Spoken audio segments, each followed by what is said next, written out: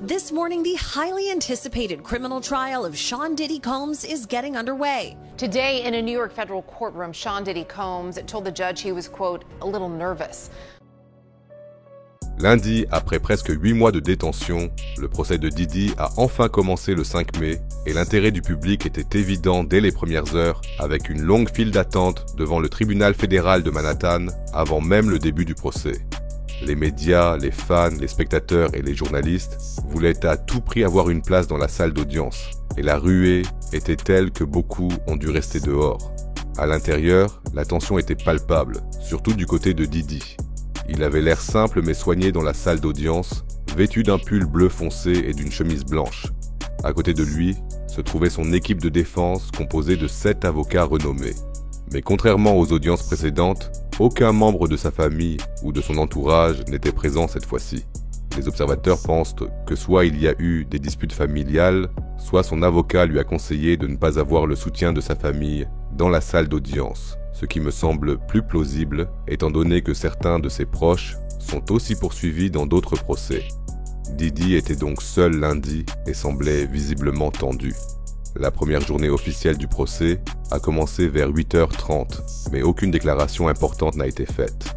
Au lieu de ça, la sélection des jurés potentiels était à l'ordre du jour. En effet, le droit pénal est structuré de manière quelque peu différente aux États-Unis et en Europe.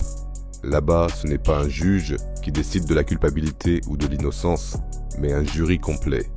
Ce jury est composé de 12 citoyens sélectionnés parmi un grand groupe pour faire court.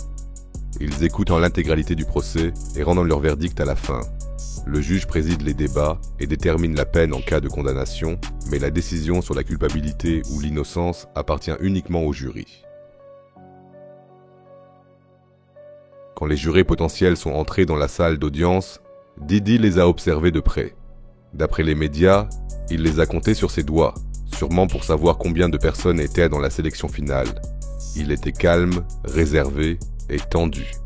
Tout le contraire de ses apparitions précédentes au tribunal, où il s'était montré parfois sûr de lui, applaudissant ses avocats, souriant et détendu. Dès le début du procès, Diddy a demandé une pause et a demandé s'il pouvait aller aux toilettes. La main levée, il a dit « Je suis désolé, votre honneur. Je suis un peu nerveux aujourd'hui. » Après une courte pause, l'interrogatoire des jurés potentiels a repris. Il est très vite apparu qu'il était super difficile de constituer un jury vraiment neutre dans une affaire aussi médiatisée. La plupart des personnes interrogées ont dit avoir déjà entendu parler des accusations portées contre Diddy. Certains avaient même vu la vidéo montrant Diddy lors de l'incident violent avec son ex, Cassie.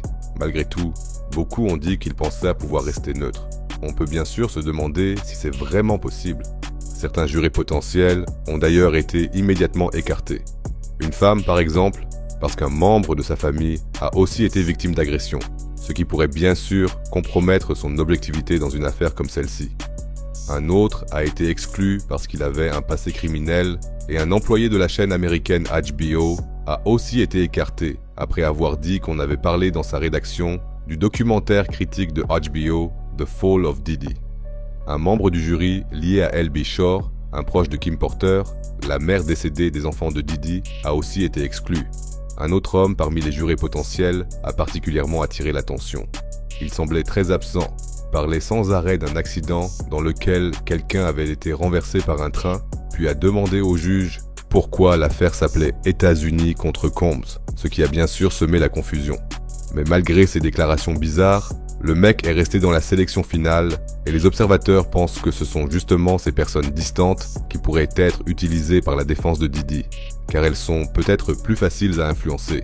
Les jurés potentiels ont aussi reçu une liste d'environ 190 célébrités dont les noms pourraient être mentionnés pendant le procès.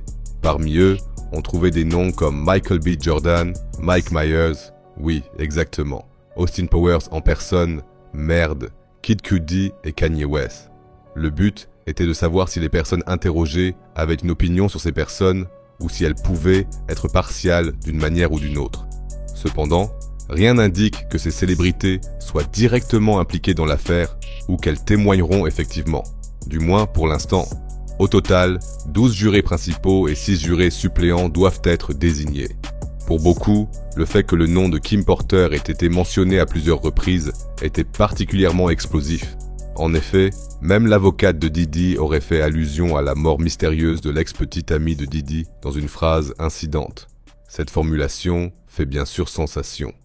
Non seulement parce qu'elle alimente les spéculations qui circulent depuis des années sur Internet, mais aussi parce qu'elle provient directement de la défense de Diddy et pourrait avoir des conséquences négatives pour lui.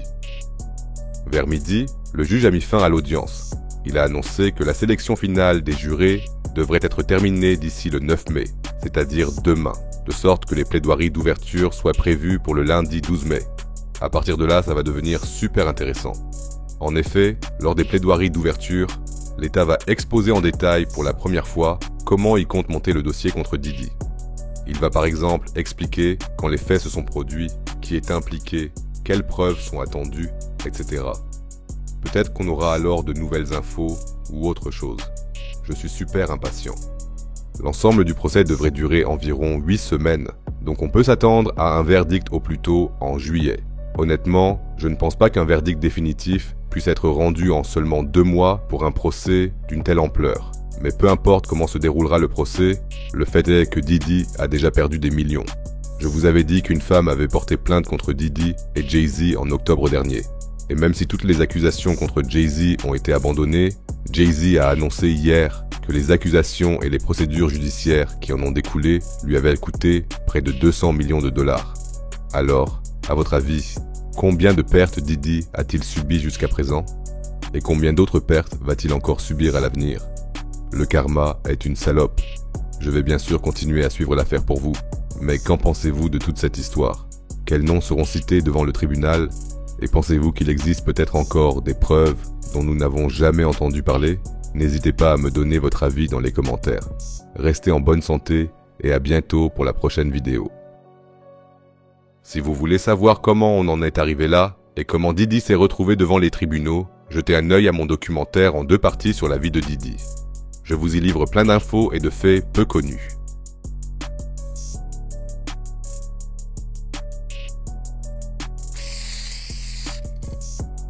Je vous tiendrai bien sûr au courant s'il y a du nouveau dans le procès de Diddy. D'ici là, prenez soin de vous et à bientôt dans la prochaine vidéo.